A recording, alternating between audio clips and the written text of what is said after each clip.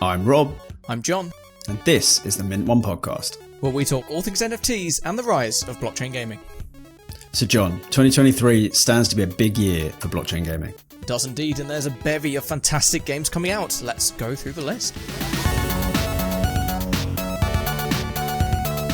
This episode of the Mint One podcast is brought to you by Atomic Hub, who have partnered with Beast Kingdom, Subaru Productions and Redreamer to bring the iconic Japanese superhero Ultraman to the Wax blockchain on March the 1st.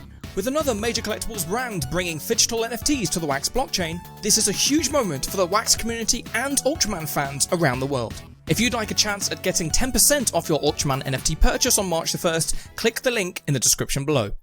Yes, right. Okay, so we had to have a week off because if I'm going to be fancy about it, I'm going to say there was a scheduling error from both of us. We couldn't quite make it work with you traveling, and I had meetings and bits and pieces, and the tiny window you had was brutally missed. So John said, I might be able to record at about 2, I'll let you know. And I was like, yeah, let me know, cool. And then the clock ticked to 2, and I looked at the clock, I thought, it's 2 and I haven't even heard from him. Never mind, I'm going to get some stuff done. Went out, came back, you messaged me, and the Discord stamp says 2 o'clock. So I reckon I missed the message by maybe 30 seconds. Yeah. So I was I was traveling last week with the Pink team in Munich, and literally as you said, I messaged you, I was like, let's do this, let's get this pod, I can AirPods in. But yeah, you missed it by the slimmest of margins. Yeah, never mind. Well, we've got 2 weeks worth of pod invigoration ready to release. We do, and it's given me a bit more time to prep for this episode, where we'll be going through the games that we're most looking forward to that are coming out, quote unquote, this year. How are we defining that? Are we defining that as playable? Yeah, I think publicly playable is probably... So it could be open alpha or even a closed alpha if anyone can get access just by signing up, that sort of thing. Yeah. So we're taking a very wide look at what's available this year. And the last time we did one of these episodes was, I think, about 6 months ago. And it was pre-alpha times for a lot of games. A lot of games have been announced, a lot of games we knew were coming in the pipeline, but there wasn't a lot to play. And the landscape has changed significantly in the last 6 months. We've had a lot of open alphas, open betas, and a lot more games announced that are set to release this year. So it's about time to give our favourites once again. Can I start, rather conversely, with a rant? Go for it. So in January, so what's that? Last month, yep. Very recently, I wrote an article on, did you see the collaboration between someone called Banger Games and PUBG? Yes, yeah.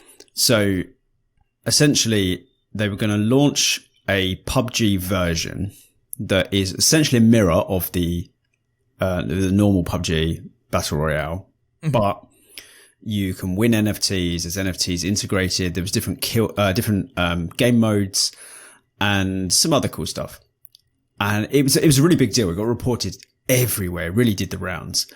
And I was kind of quick to believe it because Krafton have been open about their interest in NFTs and blockchain technology in various letters and documents that they've released. They've said, it's something we're looking into. So it seemed believable, but I'm going to read just one paragraph from my article. I said, I have a few mild hesitations about this flagship collaboration, but nothing that some extra information wouldn't solve. Firstly, other than Banger being a private blockchain, I can't find all that much on the tech or the chain. Also, private blockchain is a very strange phrase. Yes, it is. And then I said, is it layer 1? Is it layer 2? Is it proof of stake, etc.? And I can't find a white paper. Secondly, I haven't seen PUBG Studios or Krafton discussing this partnership, which I wouldn't say is some sort of red flag, but I'd like to see some official word. Finally, I'd like to hear what this means for the Solana partnership. Now, Solana tweeted about it, which gave me it gave the whole thing some credence. Solana said, PUBG is building on Solana, blah, blah, blah. But I kept checking for a good few days, maybe a week after. I'd check every day to see if Krafton have said anything or the PUBG official Twitter had said anything. And they hadn't. And it was a coin flip because, you know, they're obviously a lot of these companies are working on blockchain and they're secretive about it because they know the hostility they'll get if they tell people they're working on NFTs. Yeah. But it was, I don't know, irking me. And then I see today that Krafton have announced that they are looking into legal action against Banger Games for using the PUBG trademark without any sort of partnership whatsoever. Wow. So yeah, just ridiculous. I mean, you've either got a bit, so I think there's either three things that could have happened there. One, the people behind Banger Games are some of the most idiotic creatures to grace this fine earth. And they just thought, oh, you can use that. Why not? Like, we'll just use PUBG. I think that's probably unlikely, but I'm not ruling it out. Two, they are so confident that they could secure some sort of partnership. Perhaps they actually had some word from Krafton that maybe they could get a partnership there and they've just run with it. Or three, they're just con artists that figured that they could maybe get something out of this, but they weren't selling anything. So I don't really understand. Like, you couldn't buy anything. No. It's very confusing. And the whole project is called Alpha, right? The Banger Games Alpha, which, you know, whatever. I think the terms alpha and beta and pre-release are all meaningless nowadays. Yeah, it's just a homogenous mess of random terms. But it's still a project that is running and they're pushing it, this Banger thing. But they've just removed, it's still got a lot of the same imagery and a lot of the same logos, but they've just removed PUBG from everything. Interesting. I mean, I wouldn't touch it with a barge pole now. But yeah, so I didn't want to start this off on a bad note, but that's really tilted me. Like, they've pulled down the videos and everything. There's so many. It won't be the first time in the Web3 space that we've seen either morons or just people that don't know what they're doing coming out and saying things without a remote chance of them being possible, true, any agreements in place. I mean, we talked about the Polium one months and months ago. I mean, the website for that is still up, and they still claim to be making a Web3 games console with partnerships with every chain under the sun, but it's not true. Seems likely. And so, yeah, it's even with headline news like that, it's difficult to verify what is/isn't the case. I mean, it's very easy. For example, the headline of, hey, PUBG becoming a Web3 game is very alluring. And even if you dive into the details, you can find, you know, press releases or pieces of information that say, oh, yes, this company is working with this company. And it just becomes very difficult to trust information you come across. I just thought there was no way that someone would. I mean, I should be smarter than that, given things like Pokemon. Do you remember that whole thing? Like, I guess you've just got to realize that some people are willing to really try it, but this just seems so weird. They seem to have a bit of money behind them. They were pushing it everywhere and tagging PUBG. It wasn't like they were just kind of avoiding it. I do wonder if maybe Krafton had hinted that it's something that they could experiment with privately, and then maybe Banger Games, which is awful name, by the way. But before we get into the games we want to discuss, it seems like that's been the trend of end of 2022, start 2023 is partnerships but not partnerships, contracts but not contracts. You know, we've seen it in motorsport with teams announcing drivers who then immediately go on Twitter and say, well, this isn't happening. What's going on? So it looks like that's coming into Web3. Bizarre. Something to keep an eye on, for sure. Yeah, strange times. But thankfully, there are a whole bunch of collaborations and partnerships and games coming up this year. I wanted to kick off with one because, hey, I'm wearing my Na'Vi esports hoodie. You are. So let's kick off with a game that has some esports organizations backing it, which is Guild of Guardians. Now, this is a game, mobile RPG on Immutable X that has been in development for God knows how long, a long time. But they're purported to be entering a playable state this year. And some of the footage that they've released so far is very, very exciting to see. It's, you know, there's a lot of match 3s and pretty mediocre mobile games out there, but this looks like a and I hate to bring up the game because they probably don't want to be associated with this game in this particular way, but it looks somewhat similar to a Diablo Immortal experience. Yeah. You know, Well, that's a compliment in terms of development, art style. It's a compliment in many ways. Yeah, in terms of quality of game, yes.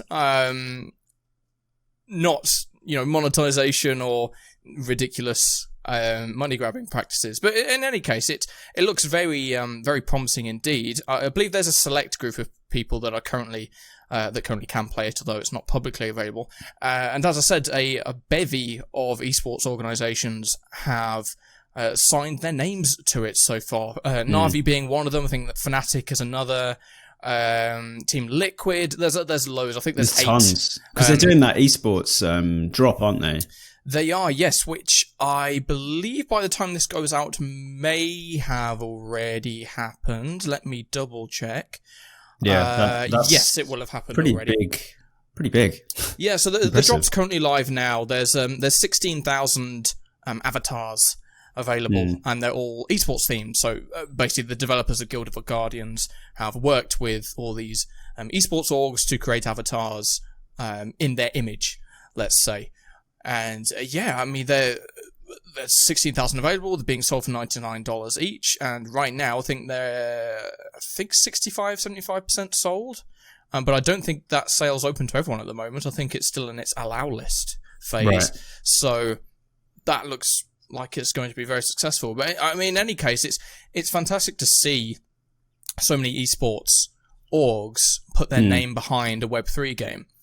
These are, especially esports organizations, will be very careful with the games they decide to partner with, who they decide to work with, etc., etc. And to see that 8 massive orgs, some of the biggest orgs in the space, and with the blessing of the World Esports Association, have put their name against Guild of Guardians and said, we want to be involved in this. We want our fans to be able to acquire characters in our image and get to play this game when it releases is huge. And hopefully we get to see some more of that this year as well. Yeah, I wonder if they've played it. I'd presume that they would have. I would hope they've at least seen build footage of its current state. I mean, I'm not sure if this information's out there, but yeah, but like I said, from what I've seen, the game looks fantastic, but I haven't been able to get my hands on it myself. Nope, I know a lot of other people, not just in the community, but in media, haven't had a chance to play it yet. Which, I'm going to defend them on this front, because they've come under a lot of fire, because they've delayed at least twice. They've delayed allowing players in, not a release as such, but allowing players to play the game. They keep delaying it. And I wrote an article last year, which they ended up, I think a few of the people from Guild of Guardians ended up reaching out, because they appreciated the article, although that's not why I wrote it.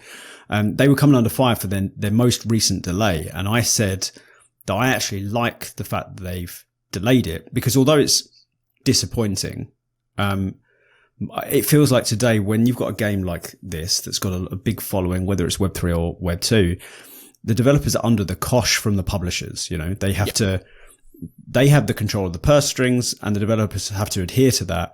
And I think we've seen it time and time again, where development teams are pushed to release an MVP while the game has buzz.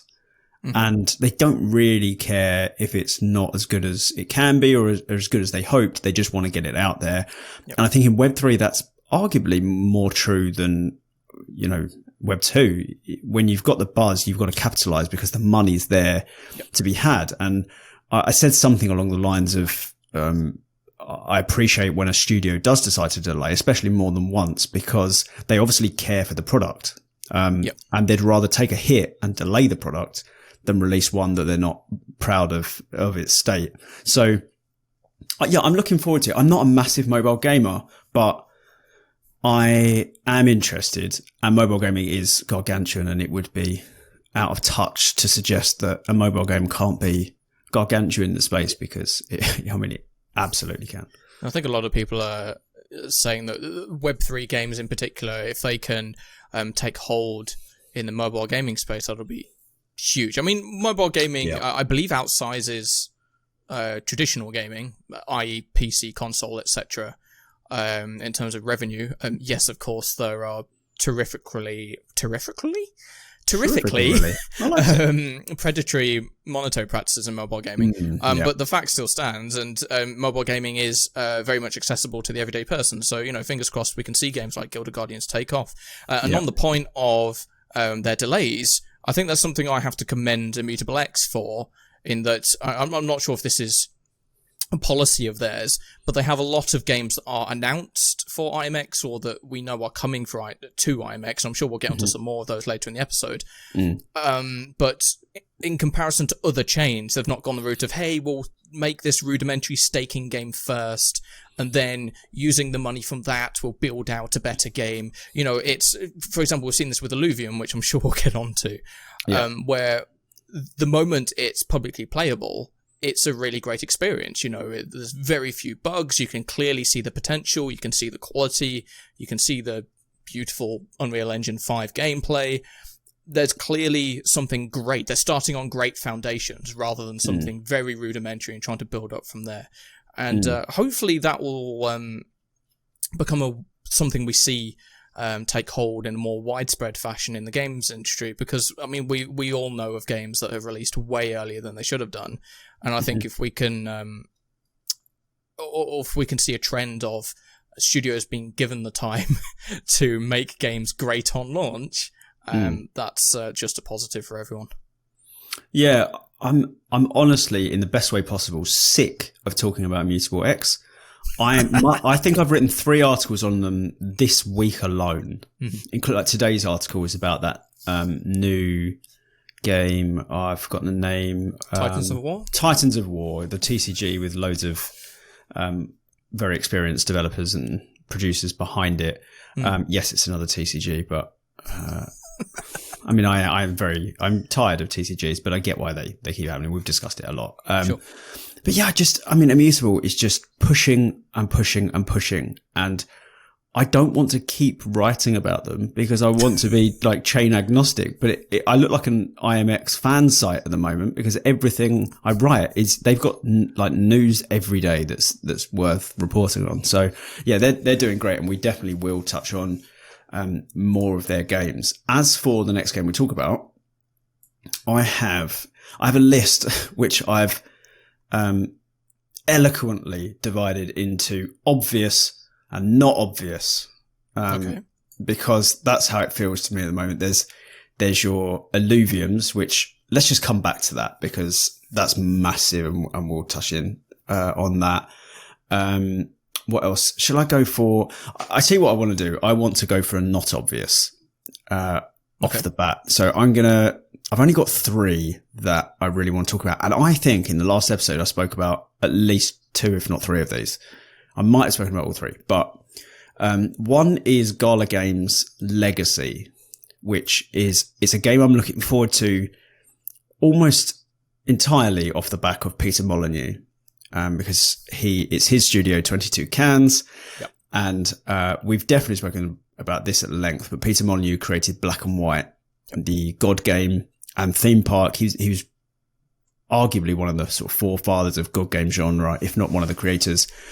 And what makes his games interesting, if you've not played them, and to be honest, he hasn't had many recent games, so you may not have, but if anyone's not played his games, he uses ethics as a fundamental mechanic in his games. And I think making the player make ethical decisions that aren't just superficial is so interesting. And I've played a lot of MMOs over the years where you can choose to be good or evil in various ways, but it's kind of like reskinning the game. It doesn't really do anything. It doesn't change. Oh my God, I'm going to have to say it already. How many minutes are we in? 19.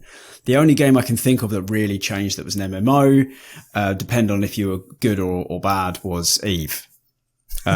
I told you, I can't avoid it. It's so frustrating. But just, if you were a criminal in Eve, if you were making those poor ethical decisions, you couldn't go to the safe spaces that were policed because the police would kill you. So you were like an outlaw, and you had to live that way. I think Elder Scrolls Online did something a little similar. There's a few games to do it, but that I really like this ethical dilemma. And Black and White was amazing because you could either be a god that they fear or a god that they love. And you could succeed equally as either, but sometimes you had to really make some like tough decisions, and sometimes you thought you'd be the bad guy, and then you see a little family that you have to crush because you can't afford to feed them, and it's like, oh, that was a rough decision. So Peter Molyneux's game, Legacy, is a bit different. It's the reason I'm looking forward to it is because and this will be a theme with, I think, most of my suggestions, is it's using blockchain in fairly innovative ways. Okay. It's not just like the TCGs, as much as I like them, and I understand why they are so prevalent in the space, because they're fairly quick to produce compared to a AAA, 3D shooter. And NFTs fit perfectly with the card ownership and pack opening and so on. Mm-hmm. What I find more interesting is when people try and do something new with it. And what Legacy does is you build a business, and your business is competitive with other businesses run by players. So you have to create a startup, and then you have to trade and do everything you would do in a business. But what I think makes this so interesting is there are two things. One is it's apparently central, that you are ethical or unethical. So the decisions you make really do impact the game experience. I love that. I think that's great. The other side is that, and they haven't said this is just my take on it, but you're building a business in a play to earn game. You're building a business. I mean, You're not building a game business. You're building a mini business in a game, because if you can earn from it, then that is a business. And if you're more successful and you earn more, that's definitely a business. So I don't really know how it's going to play out, but Peter Molyneux and Gala Games does feel like a decent union, and I'm interested to see where it goes. But there's not that much detail on it at the moment, and we certainly haven't been able to play it. But it's something I'm looking forward to. No, it's very promising indeed. We've talked about Gala Games in the past and how they're throwing money at everything under the sun, and I'm sure that they will have some winners in that. And also Peter Molyneux is a divisive figure, to say the least. Well, yeah, he's had some huge successes. He's also has a track record of being, let's say, a little loose-lipped when it comes to features that may appear in his games. But I mean, it's still, to have a name like that creating a game in the Web3 space is very exciting. Very exciting indeed. So I will be following his work in Web3 with a lot of interest, let's say. Looking at the list that I have here, there's so many Immutable X games, but I want to, same as you, just kind of balance how many chains I'm talking about in this discussion. So let's move across to, let me go through the list here. Shrapnel. Yep, that's on mine as well. I think Shrapnel was something we've talked about in the past. It's a competitive multiplayer FPS with some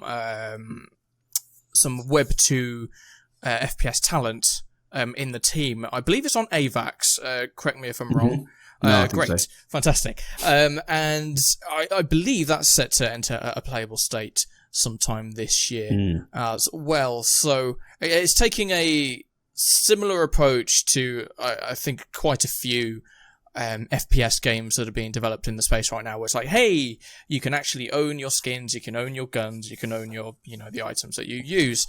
And I'm hoping, this is for FPS games in general in Web3, that obviously Call of Duty is the big stalwart when it comes to FPS games in Web2. I would hope that there will be a similar kind of king of FPS games in Web3. And I think Shrapnel certainly has the potential to be one of them. Yeah. Just to touch on what I said probably 2 weeks ago, my only concern with a lot of games on my own list, and I imagine on yours as well, and Shrapnel falls into this category, is that comment I made about Unreal 5 kind of masking a lot of stuff. Very true. You can make an amazing looking game with Unreal 5, and Shrapnel I think is Unreal 5, isn't it? I believe so. If it's Unreal 4, they've done amazing stuff, but I'm pretty sure they moved it to Unreal 5. It looks incredible. The gameplay that we've seen just looks superb. It does genuinely look AAA. I am excited to play it. I hope it's got the legs to run with this sort of game. And that's always a concern. A lot of games, I mean, this happens, Web 2, Web 3, whatever. Games come out, they look incredible, they play incredibly, but then you kind of just lose steam. And I feel like, as somebody who enjoys multiplayer more than single player, I think it hinges on that. I think they need engaging multiplayer with replayability, and there needs to be rewards from that sort of thing. But an extraction FPS is very good fun. It's a quick way for adrenaline in games. And yeah, the footage they released does look superb. Do you know when it opens up to the public? I can't remember the date anymore. I believe it's set to be late this year, but I think with a lot of games on this list, they all have estimated around about here. But whether or not they can actually hold to those dates, we'll see. Yeah. Shrapnel does look superb. Genuinely a great FPS. As we're on FPSs, there's another. I think it is actually an extraction FPS as well. We didn't talk about this on the last one. I'm sure we didn't. But Dr. Disrespect's Web3 shooter that he's developing with Midnight Society. I hate the spelling of the name. Just going to put that out there. It's obviously called DEADROP, but there's only 2 D's in it, so it's kind of DEADROP or DEADROP. I don't know. Really, really bothers the pedant in me. But yeah, it looks good, and he's got a very good gaming pedigree as a player. But I think that can translate into developing a game if you were very good at playing lots of different FPSs. I would think even a moderately intelligent person will be able to identify the threads that connect them and what make them great. Whether you can help developers replicate that is another question. But I'm quietly hopeful about this. I think it could be good. Yeah, we've seen popular streamers branch out and create their own games in the past, or at the very least lend their expertise to the development of particular games. Yeah, there is footage of DEADROP available. It's on Twitter, and there's some clips on YouTube and all that sort of thing. It looks decent. It was pre-alpha, I think. The footage. So I've cut it a bit of slack. It doesn't look as good as something like Shrapnel, but I don't know how much I care about that necessarily. Yeah. Dr. Disrespect's a strange one because he's more of a character than he is known to be a top tier gamer. For example, if it was CS:GO Pro Simple or Scream or someone who was like lending their name to the development of a Web3 FPS, I'd be like, oh, okay, you've got someone who intimately knows the ins and outs of what mechanics you need and what makes a great shooter. Someone like Dr. Disrespect, I'm not too sure. Obviously, he has money at his disposal in bag loads to create a fantastic game if he'd like to. But I think it's one of those where the footage we've seen so far is decent. It does look good. But it's one where I'd like to get my hands on it to really assess how good a game it is. And I think that's the case with FPS more than it is any other genre. I think with a card game or with a sandbox MMO or something like Guild of Guardians, you can look at it and have a decent idea of what the gameplay is going to be, what the different keybinds and interactions and gameplay experience will be. With an FPS, it's so much about feel. And, what does it actually feel like to fire the gun or to peek around a corner or to crouch or to sprint? And yeah, I mean, I'm hopeful, as I am with all the games that we've got on our lists. But yeah, it's difficult to know how to feel about DEADROP for sure. Absolutely. All the FPSs, until you've played it, they could look incredible. They could have the best gameplay features. FPS is one of those extremely precise development projects where even small mistakes can cost you dearly. And I think one of the only games that's ever tried to take on something like CSGO and has succeeded to an extent is Valorant. And if you remember, before Valorant came out, they kept releasing these videos on their netcode and the ways they were trying to get it as accurate as possible. And they actually managed it. That whole, what 100 years ago we used to call reg, they got perfectly, when you've got the headshot before the kill comes up and stuff. But then they've had their own problems, the peeker's advantage, and there's almost, it was like over optimized, and it started to benefit people in different ways. And yeah, I mean, Shrapnel isn't trying to be a competitive FPS, whereas I imagine Dr. Disrespect probably is looking at being something near esports. Yeah. I'm not sure. I don't know if he's actually said that, but it does feel like it's aiming to be esports, which is tremendously difficult. Yeah. Yeah. Speaking of esports level Web3 games, I think we should probably give a quick mention to the Forge Arena. That's on my list. Fantastic. So they have a partner with Epic. I believe the game is set to arrive on the actual Epic Games Store some point in the first half of this year. I think they've already passed their first announced date, so there is a delay. But the game is currently available. If you head into their Discord, and they're always keeping everyone up to date with the development of that game. I believe that they've moved from UE4 to UE5. Yeah. So I think that's been a major step to overcome lately. But the game does look very, very good. And from what I've been able to play of it, which, hooray, I've actually been able to play one of these games that we're talking about, the gameplay's been good. It's been, very similar to games like Blacklight Retribution, if you ever played that. Wow. Wow. Do you know, the only reason, this is crazy, Go on. Little coincidences life. Sorry to derail you there. My friend the other day said, "Do you fancy playing some Rocket League?" And I was like, "Yeah, I want to feel bad about myself because I'm terrible at it, but I'm up for a game." Sure. And he was like, so we jumped on Rocket League, and he's like, "Oh, hang on, I'll be back a few secs." So what am I going to do? I'm going to start going through my cars and trying to make them look interesting. Mm-hmm. And then I was going through the flags that you can attach to your car, and I had a Blacklight Retribution, and I'm like, oh my God, I had forgotten that game existed. I mean, that's got to be well over a decade ago. Yeah, well, it's well over a decade. I distinctly remember that game because I think it was the first game that I took playing it competitively seriously. Like, I was in a clan, we did scrims, really? And yeah, wow, but that was over a decade ago now, which, man, I must have been fetus. 13, 14. Sorry. 14. Well, a little bit more than a fetus, but not by much.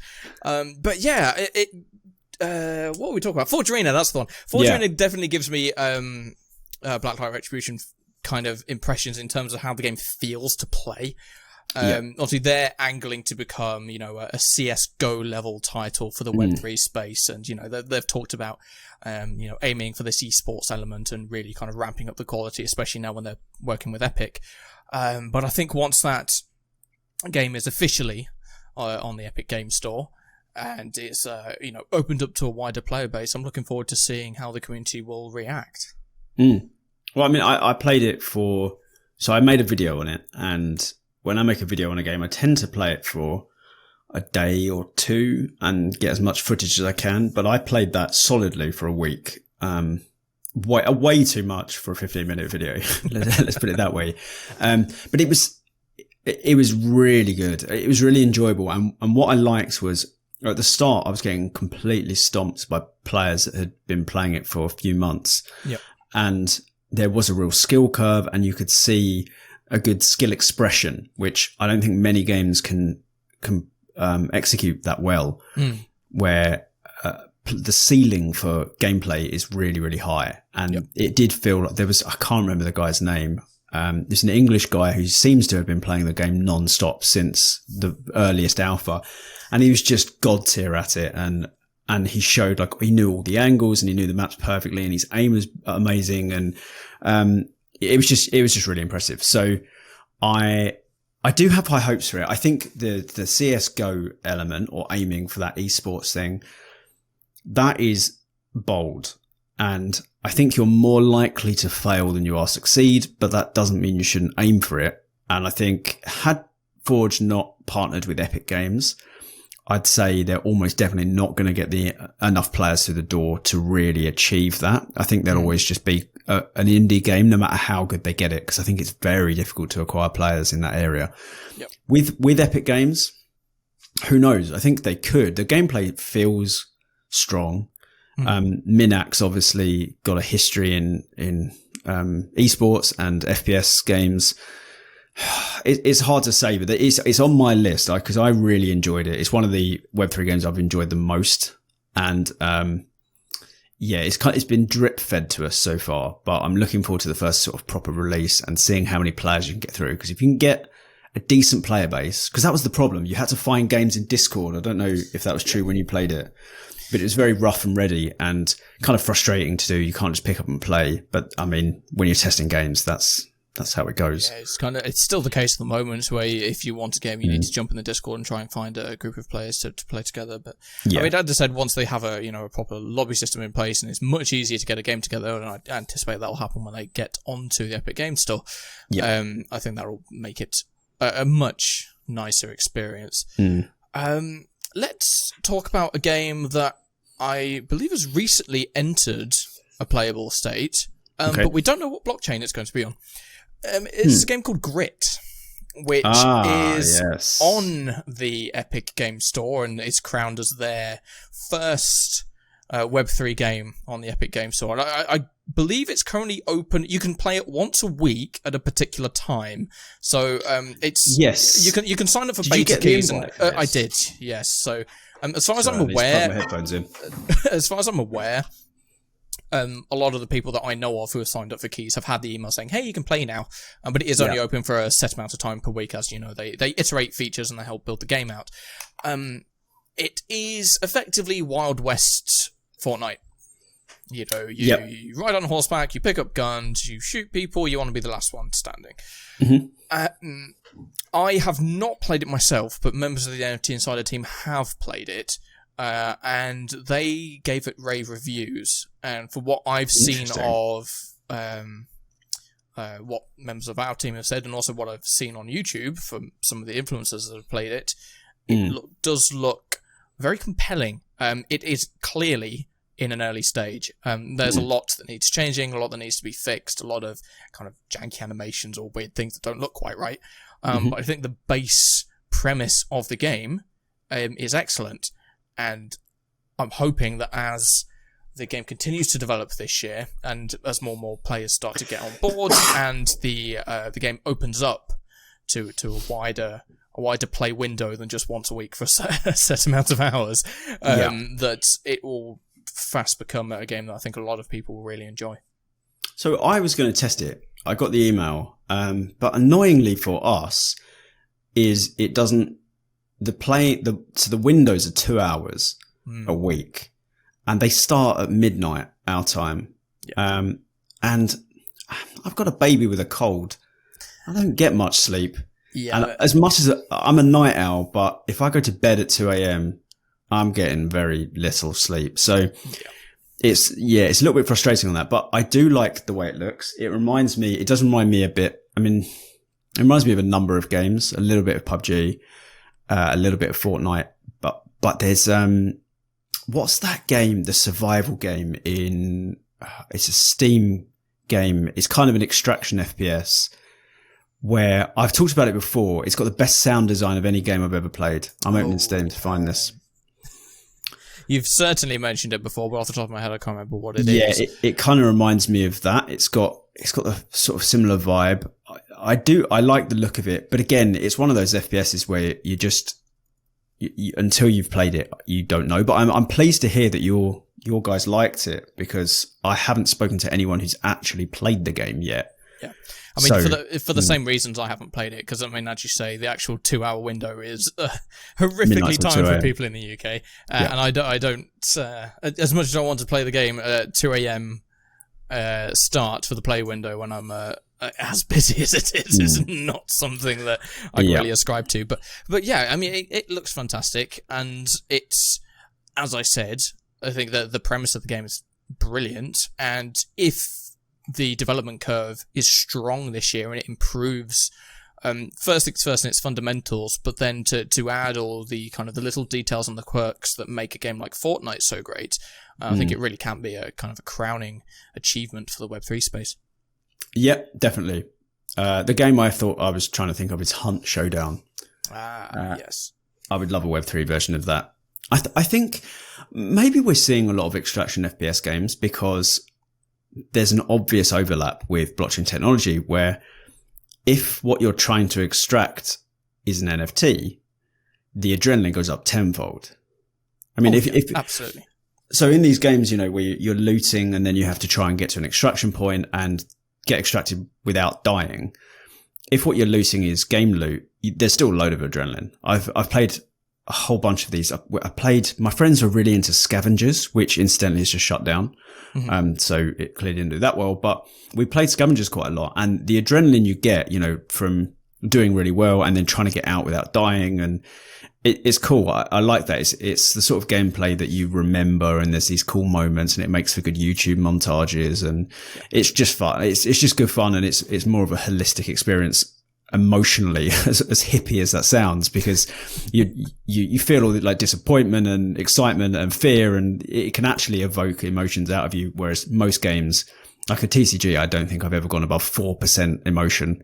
I'm pretty, you know what I mean? Yeah. So if you add NFTs into this though, like imagine you found like a really rare NFT, like one of 5 of this skin, and it's worth, I don't know, $50 or something. I don't really want to add the money side to it because that changes it. But you know what I mean? Even if it was just rare, like there's only 5 of them.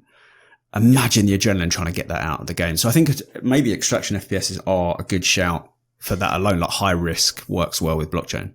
Yeah, you talking about extraction FPSs has brought up something that, I mean, you started off this episode with a rant, so I'm going to have a mini rant in the middle. Let's do it. There is a decent amount of Web3 games coming out at the moment that claim to be every successful genre under the sun. I'm not going to name names, but they'll you'll go to the copy in their website and we'll be like, hey, we're a Fortnite-esque shooter with MOBA elements and FIFA-like teamwork. And I'm like, you're just naming as many popular genres as you can in the hopes that gamers will want to try your game out. And then you look at footage of it and you're like, oh, it's just a shooter, or it's just an MMO. Or can you imagine if other stuff did that approach?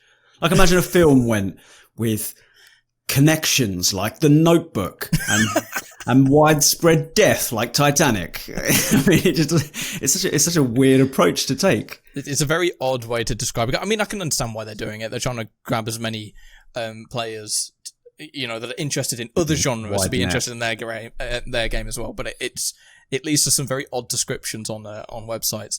But anyway, removing ourselves from that mini rant, there is a game that I covered not too long ago that is very different to the ones we've already discussed in this episode. It's a game called Clementine's Nightmare. Have you seen this, Rob? Is this has it got a really? I mean, this is so subjective for me to say, so I don't know how you're going to answer this. But has it got a really cool art style? Yes, it does. Okay, it's very Coraline-esque, if you remember that. Yes, I've seen it. I don't know much about the game though. Tell me. So it is it's an auto battler, with abilities, and basically you get these cards in the bottom right corner, and you can use your cards, and you have your team set up, and you just try and beat your opponents. But I mean, as you said, the art style is it grasped my attention for sure. It's that wonderful mix of kind of cartoonish, Fortnite-esque. I hate to use that term, but you know what I mean. But with kind of an adult twist on it, and with lovely fantasy elements. Very much like Coraline, if any of you are listening to remember that movie. It reminds me of a few different films. Yeah, that's one of them. And I think that this game is looking to come out later this year. It's an interesting concept to mix this kind of auto battler and like card game elements. But from the trailers that they've shown and from what I've seen of the game so far, disclosure, I have spoken to the developers of Clementine's Nightmare. It looks superb, and it's something I'm looking forward to being able to get my hands on myself as well. And as I said, A lot of these games I haven't been able to get my hands on yet, although I may have been able to speak to the teams. So a lot of this is speculative, but for those of you that are looking for a truly unique game and something that stylistically is in a very different direction to a lot of the kind of realistic Web3 FPS shooters or, the kind of more fantasy-based MMO games that are coming out. It's something that's really out of left field, but looks superb. It does. I'm just looking at it now. I do really like the art style. It reminds me of a film, but I can't remember which one. Is there any gameplay footage released yet? There is gameplay footage. Maybe I'll be able to send you a link real quick. I'm already there. Don't worry about it. Brilliant. They've released a few trailers with footage in. Obviously, it's alpha footage, but even in its alpha stage, it looks. You can clearly see the kind of what the gameplay style will be, and some of the mechanics, and how the game will pan out. And I mean, as I said, it's that interesting mix of genres, which I will say a few minutes ago I was ranting on. But the way that Clementine's Nightmare has combined them is rather interesting, where you've got that auto battler, hey, set up a team and have teams fight, but you've also got that active card game element where you can play cards for certain effects. But there's also like a MOBA-esque skill level up system in it. But they've somehow managed to combine it in a way that looks like it'd be terrifically fun to play. So, very much looking forward to getting my hands on that as well. Yeah, it looks really good. So, the game, I didn't think I liked auto battlers. I thought they were dull until I tried Teamfight Tactics. And that was the end of that. I mean, I lost. My girlfriend doesn't realise this, right? But she doesn't listen to the podcast because it's too boring for her. So she'll never know this. But I used to pick her up from work every day about like 6:30, 7. And I would finish work and I would have a game of Teamfight Tactics. But the problem was, if I lost the first game, I had to play a second one. And I was late picking her up, 40% of the time, just because once you're winning on that game, it's just so addictive. But yeah, auto battlers sound dull, but if you haven't tried them, give them a go, because they're strangely addictive and far more active than they sound.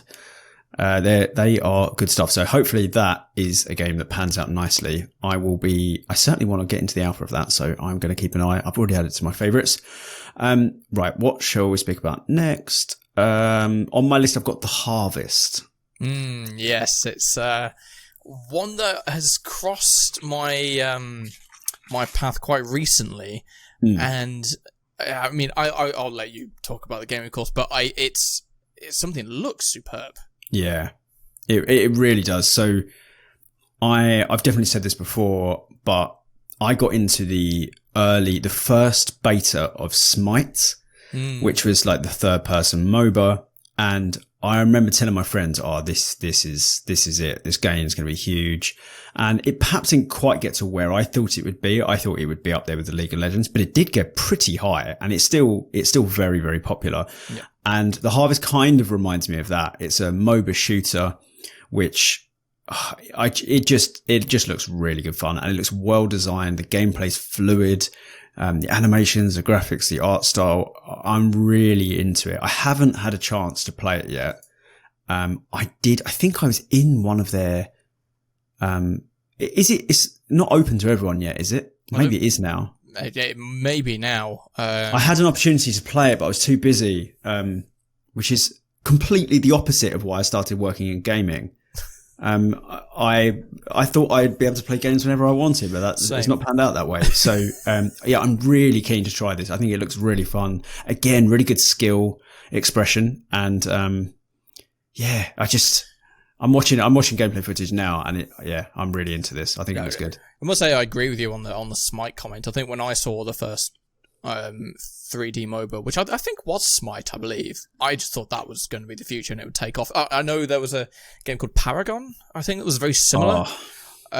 We must have talked about that before. We've definitely talked about Paragon on the pod before. Massive fan of Paragon. And I still think there's room for a 3D MOBA to take off. And I'm so glad that there is a game in that ilk being developed for the space. according to their website, they were due to hit open beta January the 30th.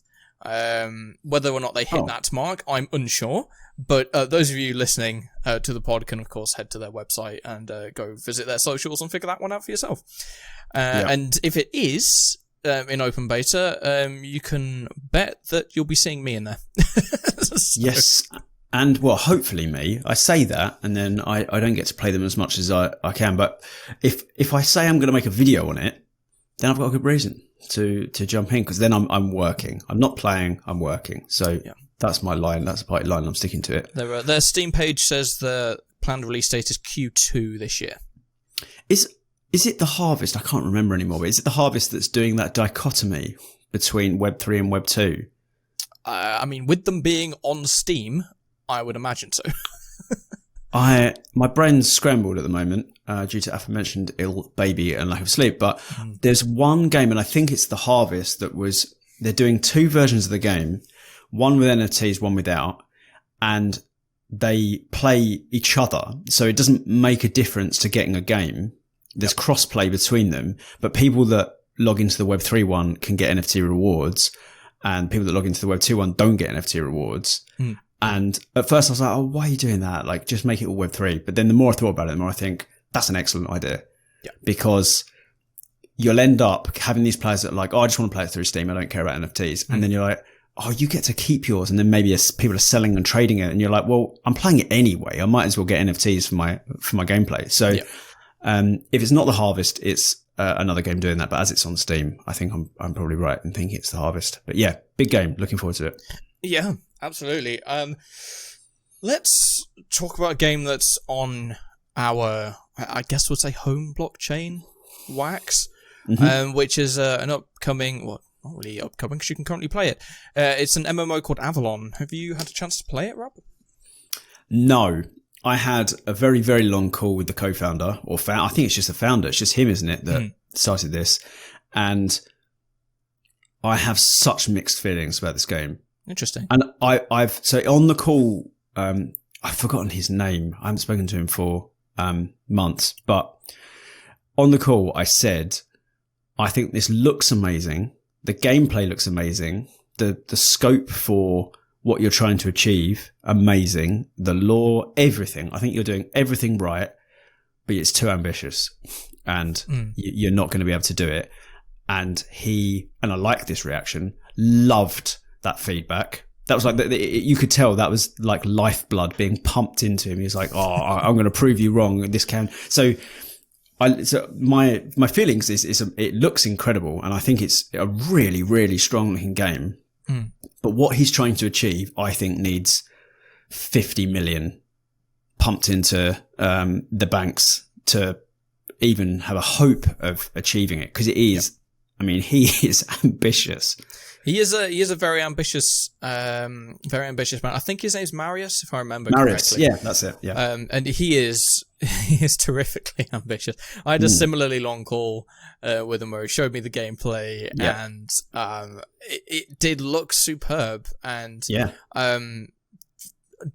I've got a video coming out on NFT Insider where we're discussing some of our most anticipated games of 2023, and well, spoiler alert, I suppose, Avalon's on there. It's, as you said, it visually looks superb. It's built in UE5. The gameplay looks terrific.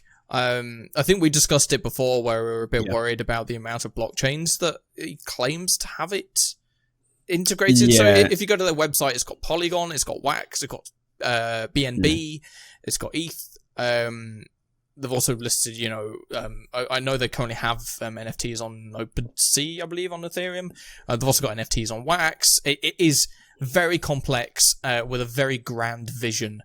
And I haven't been able to play it yet. I know some members of the Atomic Hub team have been able to play it, and they think it's terrific. So something that's worth diving into more, I think. And as with any MMO, I mean, there's a million MMOs under the sun. There's some terrific ones and ones that have stood the test of time, like WoW and Final Fantasy. And you've also got the others that are kind of a flash in the pan that are around for about 3 weeks and then don't get enough of a player base to continue. But I'm hoping that Avalon becomes one of those that can stand the test of time. I mean, if we can get a really, really strong Web3 MMO, then I think that's a great look for the industry. Yeah, it's such a hard genre. Yeah. I mean, most fail, and it's arguably the most expensive game genre to develop. Yep.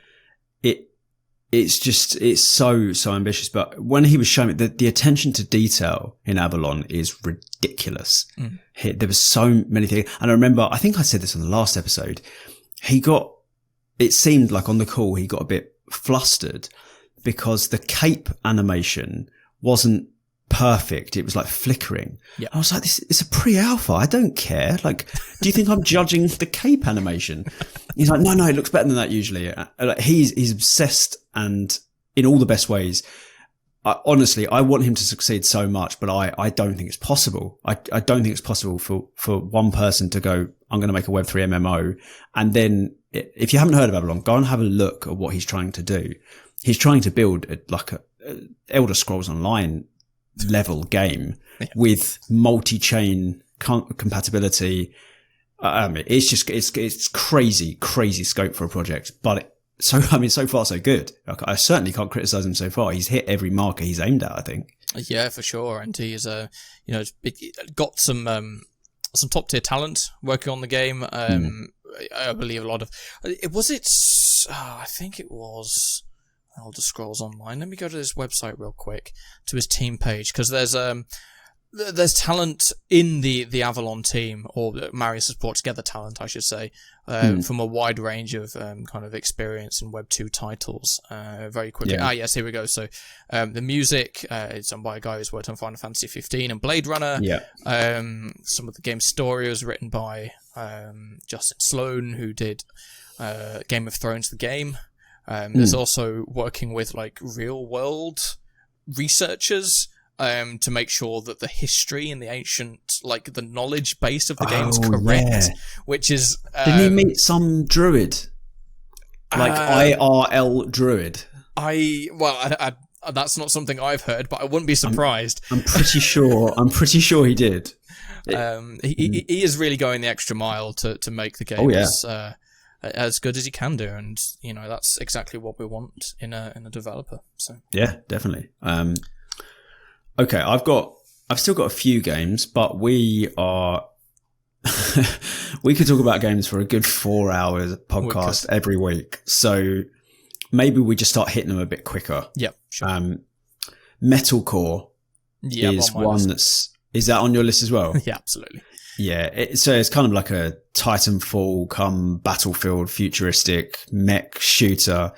It just looks insane. Everything they released, I'm like, oh my god, this looks so fun. Yeah, I'm all about this. I don't know when it comes out, but it is this year. I'm sure it is.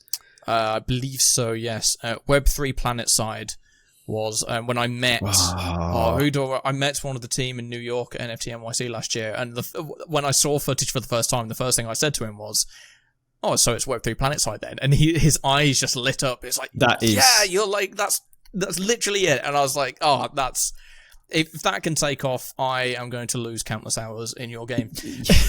God, Web3 PlanetSide is like the most beautiful pairing of words I've ever seen. I mean, I'm invested as soon as you say those. So yes, Metalcore, gonna be awesome. If you haven't heard of that, go check it out. The gameplay footage, I mean, even in the alpha, it looked ridiculous. So, I think that's a big one. Another one of mine is Star Atlas. I imagine that may be on yours, may not be. Mm-hmm. It's another very ambitious project. Looks amazing. They've made a couple of weird decisions for me. I don't think some of what they've shown people so far is really what people are hoping for from Star Atlas. Okay. They've shown these little segments of the game which kind of feel like little mini games surrounding the main project. And it makes me a little bit nervous that they know they can't quite reach what they want to reach anytime soon, so that they're trying to keep people occupied with smaller stuff. Because we've seen a lot of games do this.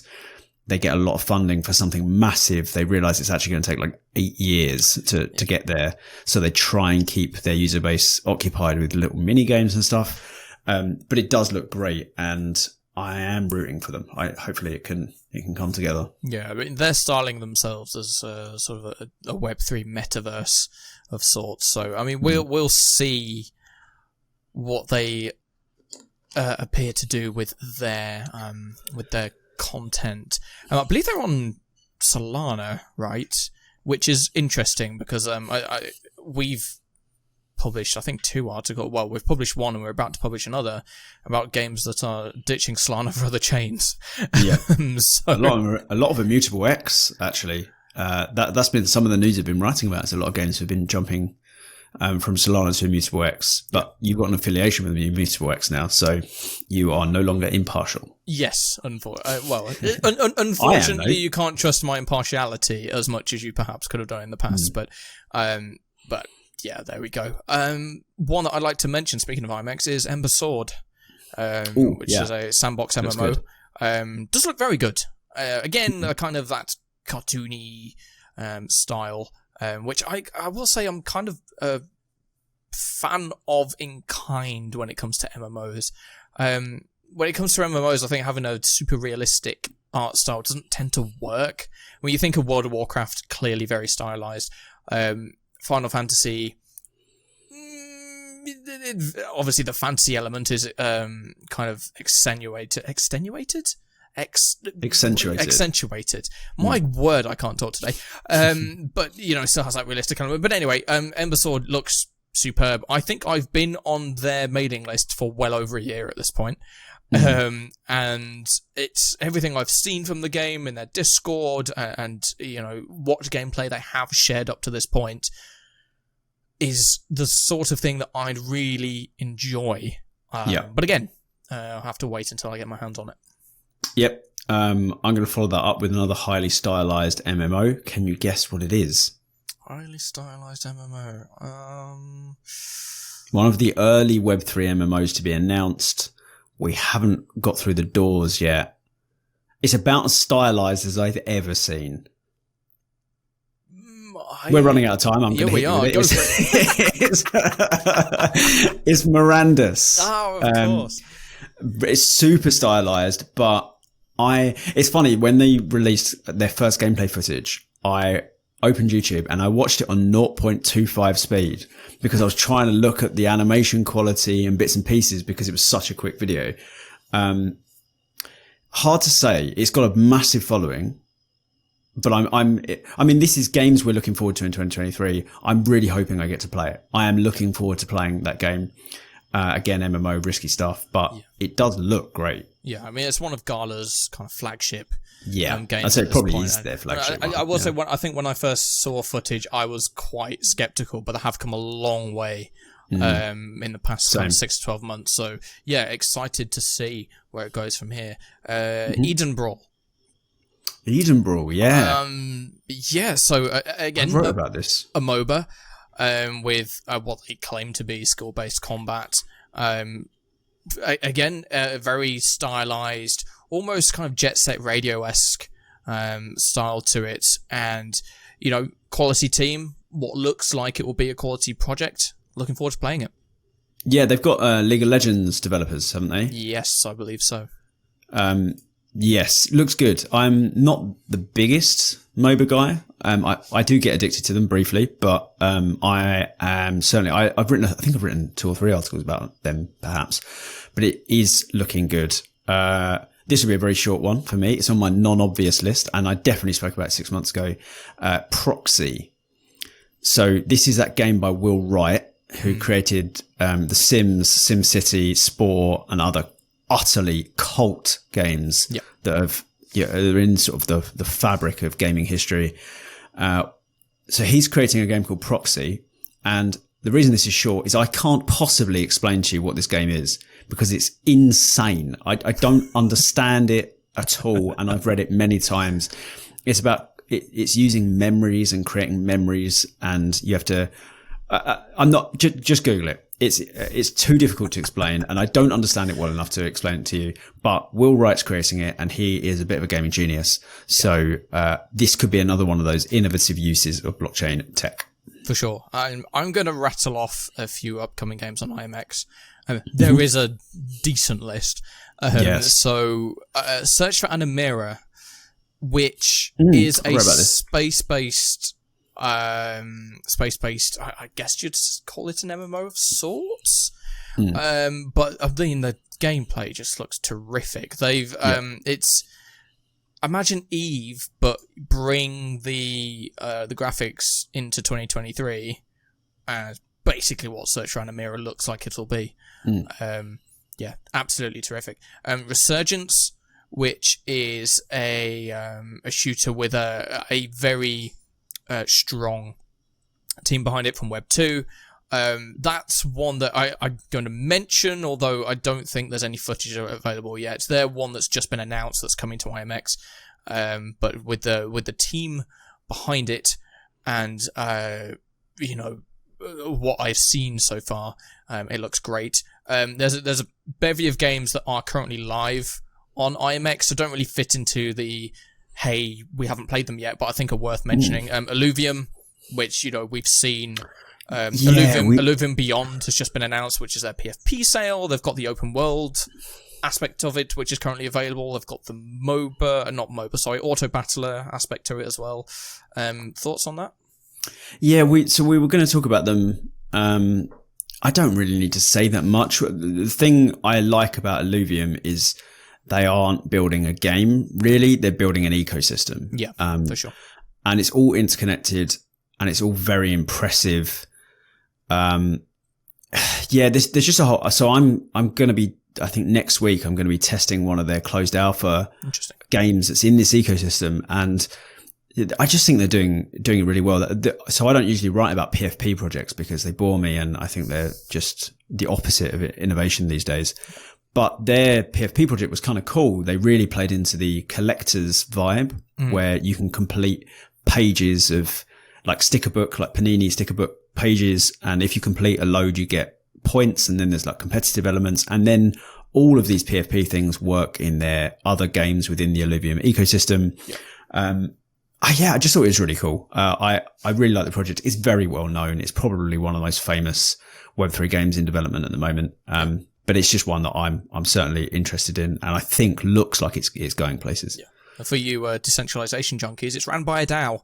So yes, it is Illuvium DAO. In fact, Illuvium DAO is what votes on what games are going to be developed in the ecosystem, and so the PFP project was voted in.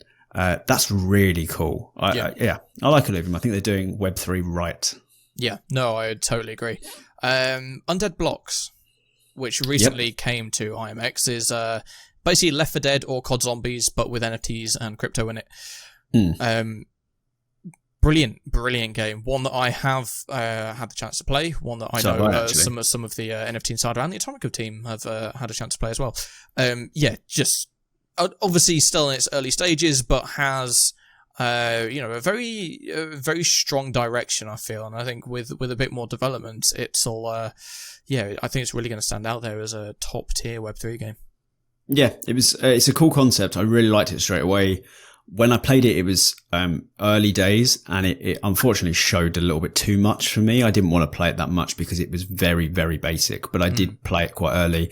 It's coming along very nicely, and it is certainly one worth keeping an eye on. I guess we should mention the old guard, such as Gods Unchained. Again, another Mr. X game. Just they're constantly building and expanding Gods Unchained, and it's been a very good TCG since 2018. So one of probably the safest bet in Web3 gaming right now, if you wanted for longevity wise. I think in terms of the Immutable X chain, it's kind of single-handedly driving trading on the chain at the moment. I mean, it's just superb. The way it's come along, it's brilliant. It's a game that I've kind of dipped in and out of over the past year in particular. But yeah, really looking forward to seeing where that goes in future. And moving away from IMX, there's a couple I want to rattle off really quickly. Skyweaver, which is technically still in open beta. It's not in a full release yet. But yeah, they've just done their Hexbound Invasion expansion, and that's keeps going from strength to strength. And they still quote both yourself and myself on the homepage of their website. So I'm not shilling them anymore. They know how much I like them. I'll get you a shout out on our podcast. Big time. Yes. Yeah, it's coming along at pace, and they are really taking community feedback into hand when they're deciding where to go, which is great. Another MMO, one that is looking very promising. Let's say, and I think I've got 3 more left. Blankos.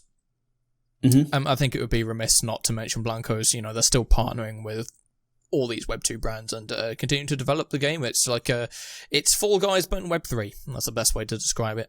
Yeah. Phantom Galaxies, which I imagine your team probably has more of a more experience with than myself. Yes, I've written about them a lot. Not always good stuff, unfortunately. They've been through a bit of trouble with hacks and bits and pieces. But yeah, very cool game. Yeah. And the last one that I was going to mention, it's been out for years, but Axie Infinity, it's obviously had its heyday back in kind of 21, 22, as the ability to earn when playing it disappeared into the ether when, the bubble burst and NFTs and the crypto industry crashed. It kind of fell into the background a bit, but they have continued to develop the game. They've continued to kind of make it more appealing, and I think crucially it's one of those games that really could have that appeal for mobile gamers, which is going to be vitally important for just making Web3 and blockchain tech a core part of people's everyday lives. So there we go. Any others for yourself to mention, Rob? Yeah, I'm going to do kind of an unsung hero mention that's been out for a very long time and doesn't get anywhere near the player base it deserves, and that's Lost Relics. It's a ARPG made by one guy called Cliff, which is utterly insane, because if you logged in this game, you'd be like, yeah, there's no way this is one guy, but it is one guy, and he just keeps pumping out content for it, and it's got a really devoted player base. I'm in their Telegram, and I have most things muted on Telegram because it's very spammy. And Lost Relics has always got people talking. They're always enjoying it. He's always coming out with events for like Halloween and Christmas and stuff. Just really, really unsung hero of Web3 gaming. And he was there very, very early, integrating NFTs. When Engine released their wallet, he integrated it before before anyone. I don't remember anyone integrating a Web3 wallet in a game earlier than he did and as well as he did. I mean, it was just so easy to pair your Engine app wallet with his game before there were almost any Web3 games. So yeah, high five to Cliff. And that is it's one that I always keep an eye on, and it's worth a go if you're into sort of dungeon crawler ARPGs. It's one for you. Yep. Awesome. Any others for you to rattle off? I mean, yes, but endless. I mean, I feel like we could be here for another hour. Yeah, exactly. I'm conscious of it not being too long an episode. I think there's a ton of games that are worth playing this year. Perhaps towards the end of the year, we'll do a sort of 2023 Web3 gaming wrap up, and we'll have a look at some of these projects. Did some pan out? Some didn't. Who's winning? What are the new things? So I'm gonna leave it there. Yeah. I think I've covered everything I really wanted to cover. Yeah, and I think we've done a good job of this episode of talking about actual games. I mean, there's a whole bunch of NFT projects that are branching out into metaverses and games this year, and I think that's a whole different kettle of fish, which we've touched on the pod before, and I'm sure we'll talk about in the future. But there we go. I think that is, if you're looking for a short list of the games to look out for in 2023 in the Web3 space, I think we've done a pretty good job of covering the big ones. That's a pretty expansive list, to be fair. I thought we'd maybe cover 6 or 7, but we must have covered 15. Yeah, so. I'm really looking forward to doing both the timestamps and the descriptions on the YouTube for this. But I think, hey, it's going to be a great resource for anyone who's looking to find the games that you want to look out for in the Web3 space in 2023. Let's jump into the intro since we're well over an hour. Rob, where can we find you?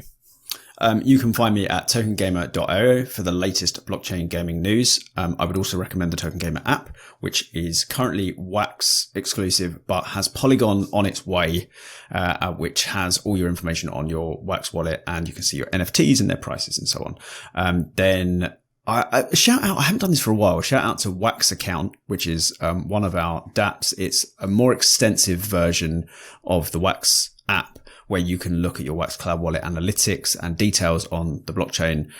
So yeah, check out Wax account, Twitter @TokenGamerNews, YouTube, Token Gamer, all the good stuff. You'll find us. John, over to you. Awesome. I would also recommend the Token Gamer app, by the way. It's fantastic. Thank you. And I think more people should be downloading it. It's totally free to download, so go for it. I like that. So for the latest blockchain gaming, NFT, Web3 news, it's nftinsider.io. Pretty much daily content now. I have said we're releasing videos last couple of weeks. I'm basically just trying to get a bank of videos ready so I can have a steady upload schedule, but they are coming. And then on socials, it's @nftinsider_io on Twitter, Instagram, other places. For industry chat and all that good stuff. For me personally, it's @hydropowered, HYDROPWRD on every social media under the sun. Twitter is the best one for myself. Come chat to me about decentralization and Web3 and why everyone should use a ledger, because not enough people do. And I think that is it from me. Cool. So let's see everyone off. Thank you very much for watching or listening, everybody. If you're on YouTube, like, subscribe, leave a comment on what you'd like us to do in future. And if you're on Spotify and Apple Podcasts, a 5-star podcast review would be excellent. Thank you very much for tuning in, everybody, and we hope that you tune in again next week.